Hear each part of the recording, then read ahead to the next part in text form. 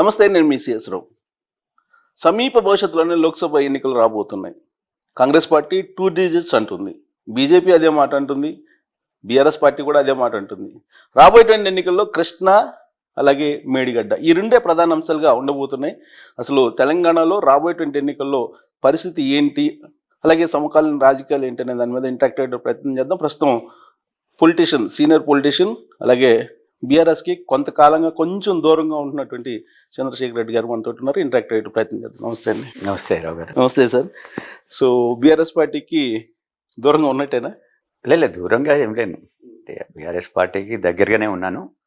Elections అప్పుడు నేను షేర్లింగంపల్లి ఇన్ఛార్జ్గా కూడా నేను పనిచేశాను. మీరు అడగండి, ఆ షేర్లింగంపల్లిలో 12 మంది కార్పొరేటర్స్ ఉన్నారు. జూబిలీస్ నుంచి మొదలు పెడితే అది బిహెచ్ఎల్ దాకా ఆ యొక్క షేర్లింగంపల్లి కాన్స్టిట్యున్సీ. సో ప్రతి డివిజన్లో నేను తిరిగి నా ప్రయత్నం నేను చేశాను. ఎలా కోఆర్డినేషన్ చేయాలి, మా బీఆర్ఎస్ లీడర్లను ఓటర్స్ తోటి ఏ విధంగా వాళ్ళ యొక్క ఇంటరాక్షన్ ఉంది, ఆ విధంగా నేను చేశాను. కాబట్టి ఏదైతే పని పార్టీ చెప్పినప్పుడు ఆ పనిని సక్రమంగా చేసి పార్టీకి మేలు చేసే కార్యక్రమాలు చేస్తూనే ఉన్నాం తప్ప ఈరోజు మాకు ఏ కార్యక్రమం ఇవ్వలేదు కాబట్టి మీరు దూరంగా ఉన్నట్టు మీకు అనిపిస్తుంది. అంటే నల్గొండలో ఒక ప్రతిష్టాత్మకమైన సభ, లోక్సభ ఎన్నికలు దృష్టిలో పెట్టుకుని ఆ సభ చేస్తున్నారనేది సహజంగా పొలిటికల్లో యాంగిల్లో చూస్తే కనిపిస్తుంది. సరే, అది కృష్ణా వాటర్ అనుకున్నప్పటికి కూడా మరి దానికి మీరు దూరంగా ఉండటానికి కారణం? నేను దూరంగా లేను. నాకు నిజంగా చెప్పాలంటే వాళ్ళు అంటే ఈ కార్యక్రమం ఉందని చెప్పి ఎవరైతే ఓడిపోయినరో ఆ ఎమ్మెల్యేలు ప్లస్ ఇక్కడి నుంచి మీకు తెలుసు కదా, బీఆర్ఎస్లో బయట నుంచి ఎమ్మెల్యేలు పోయి అంటే ఓడిపోయినారో ఉన్నలో అక్కడుండి పబ్లిక్ మొబిలైజ్ చేస్తాము, ఎక్కువ వాళ్ళకే ఇస్తారు. లోకల్ వాళ్ళకు ఎప్పుడు కూడా వాళ్ళకి ఎలాంటి ఈ కార్యక్రమంలో పార్టిసిపేట్ చేసేదానికి వారిని పిలువరు. జనరల్గా బయట వాళ్ళని తీసుకొచ్చి వారితోటి పబ్లిక్ని మొబిలైజ్ చేస్తాము, అలాంటి కార్యక్రమం చేస్తాడు. కాబట్టి నన్ను దాంట్లో ఇన్వాల్వ్ చేయలేదు కాబట్టి నేను పోలేదు. మరొకటి ఏంటంటే, రేవంత్ రెడ్డి ముఖ్యమంత్రిని కలిశారు కాబట్టి త్వరలోనే కాంగ్రెస్ పార్టీలో చేరబోతున్నారు అనేది సహజంగా వస్తున్నటువంటి ప్రచారం.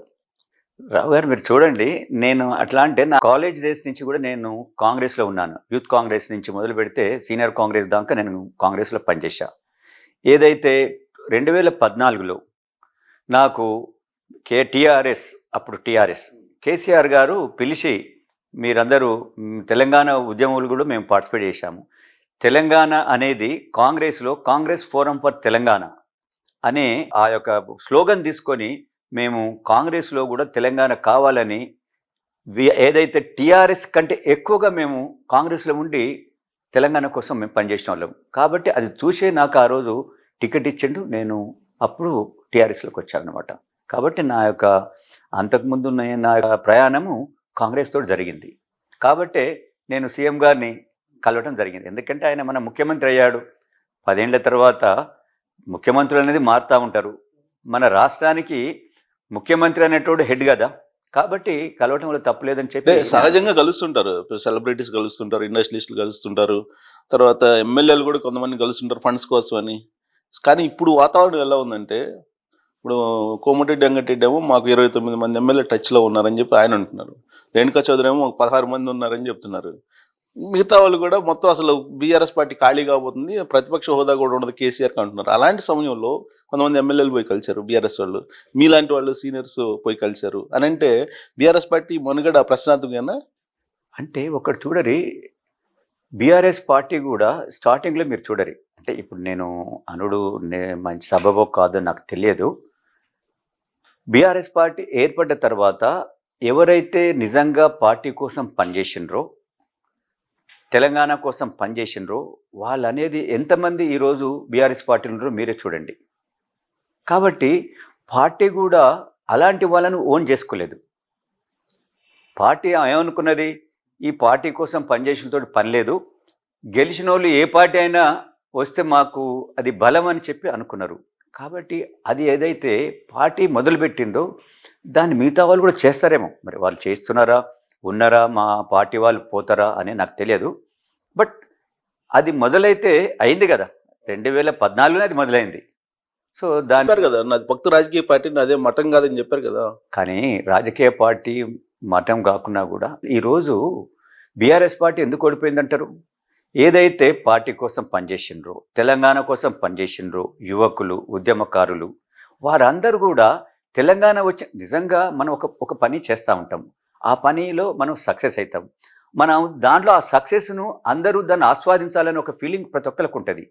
అలాంటప్పుడు ఏదైతే ఆ యొక్క తెలంగాణ ఉద్యమంలో పనిచేసిన వాళ్ళను, తెలంగాణ కోసం ఏర్పాటు కోసం పనిచేసిన వాళ్ళను దూరం పెట్టినప్పుడు వాళ్ళందరూ ఎప్పుడైతే తెలంగాణ ఏర్పడ్డదో వాళ్ళు దూరంగా ఉంటే వాళ్ళు బాధపడ్డరు. బాధపడి దాని ద్వారానే మెల్లమెల్లగా వాళ్ళు పార్టీకి దూరమైనరు. ఆ దూరమే ఈరోజు అపజయానికి కారణమని చెప్పి నేను భావిస్తాను. సో ఒకటి చాలా మంది దూరం అయ్యారు. సరే అపజయం అయితే వచ్చింది. కానీ మీరు సుదీర్ఘమైన ప్రయాణం చేశారు. అవును. మీకు కూడా ప్రాధాన్యత లభించలేదు కదా పార్టీలో. ఎక్కడ కూడా ప్రాధాన్యత లభించినటువంటి దాఖలాలు లేవు కదా ఈ దశాబ్ద కాలంలో. సో దాని కారణంగా ఇంకా ఆ పార్టీలో ఉండాలనుకుంటున్నారా? మీరు సీనియర్ జర్నలిస్టు. మీరు ఎంతోమంది నాలాంటి వాళ్ళని ఎంతోమందిని మీరు చూశారు. పార్టీలు ఏ విధంగా పనిచేసి చూశారు. ఏ విధంగా పార్టీలు లీడర్స్ని ఓన్ చేసుకుంటారో మీరు చూశారు. మీరు నిజంగా చెప్పాలంటే కరెక్ట్ ఎసెస్ కూడా చేశారు. నేను పార్టీలోకి వచ్చిన తర్వాత 2014లో అది నా నేటివ్ ప్లేస్ కాదు, నా నేటివ్ డిస్ట్రిక్ట్ కూడా కాదు రంగారెడ్డి జిల్లా. అయినా కూడా నేను పార్టీ కోసం నేను కాంటాక్ట్ చేసి అప్పుడున్న పరిస్థితులు, అప్పుడు ఆ రోజు హైదరాబాద్ చుట్టుపక్కల హైదరాబాదు, రంగారెడ్డి తెలుగుదేశానికి చాలా స్ట్రాంగ్ హోల్డ్ ఉంది. రెండోది అక్కడ ఏరియాలో రంగారెడ్డి జిల్లాలో ముఖ్యంగా తెలంగాణ వస్తే మాకు ఉద్యోగ అవకాశాలు తక్కువవుతాయి, మా భూముల రేట్లు పడిపోతాయి, ఇక్కడి నుంచి ప్రజలు వలసపోతారు, పోతే మాకు అక్కడ మా పనులు దొరకవు అని ఒక ఫీలింగ్ తోటి వాళ్ళు టీఆర్ఎస్కి దూరంగా ఉన్నారు. దాని ద్వారా నేను గెలవలేకున్నా నేను ఓడిపోయినా కూడా నేను బాధపడలేదు. అనునిత్యం నేను పబ్లిక్లోనే ఉన్నాను. పార్టీ వాయిస్ వినిపిస్తున్నారు కదా. నేను ఛానల్లో ఉన్నప్పుడు నా ఛానల్ కూడా వచ్చి చాలా సందర్భాల్లో వచ్చి చేశాను. కాబట్టి మరి మీరు చూశారు కదా, మీకు కూడా ఆ యొక్క ఏది నన్ను అంటే నాలాంటి వాళ్ళు నన్నే కాదు పార్టీ కోసం పై దూరం పెట్టినరు అనేది మీరే అనుకున్నప్పుడు నిజంగా అది నేను బయటికి చెప్పలేదు. మీలాంటి వాళ్ళు గ్రహించి మీరు అంటా ఉన్నారు. సో నెక్స్ట్ ఏంటి మరి చంద్రశేఖర్ రెడ్డి గారి ప్రయాణం ఏంటి? ప్రయాణం అయితే నేను పార్టీలోనే ఉన్నాను. పార్టీకి లాయల్గా 10 ఏళ్ళకి వెళ్ళి పనిచేశాను. ఎలాంటిది పదవి ఉన్నా లేకున్నా పార్టీ ఏ ఆదేశం ఇస్తే, ఏ సందేశం ఇస్తే దాన్ని ప్రజల దగ్గర తీసుకెళ్ళాను. ఆదేశం ప్రకారం పనిచేశాను. మరి పార్టీ ఎవరిని చూసింది? ఓడిపోయిన వాళ్ళని పక్కబడేసింది. అచ్చా, పార్టీకి పనిచేసేటోళ్ళు నేను ఓడిపోయాను, ఇంకొక ఆయనకు ఆపర్చునిటీ ఇద్దాం పార్టీ పని, అది చేయలేదు.